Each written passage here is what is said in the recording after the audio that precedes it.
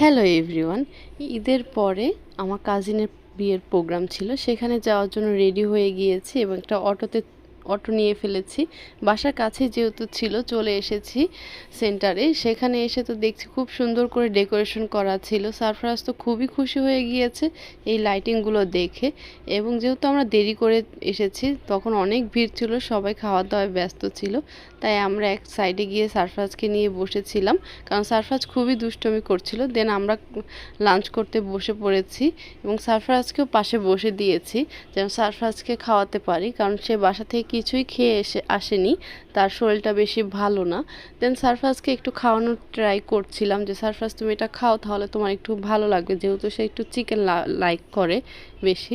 দেন একটু খাওয়ার পরে তো সে আর খেতেই চাচ্ছিল না, তাকে বারবার কনভিন্স করছিলাম বিভিন্ন জিনিস দেখিয়ে যে একটু খাও, কিন্তু সে খাবে না। তারপরে তার ফটোশ্যুট করার জন্য তাকে নিয়ে গেলাম।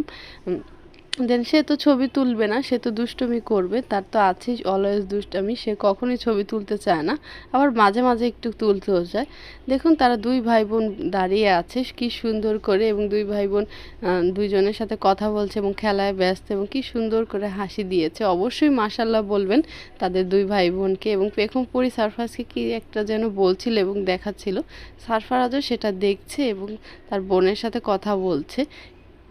তারপরে সারফরাজ ঘুমিয়ে গিয়েছিল, তাই চলে এসেছি সেন্টার থেকে তাড়াতাড়ি।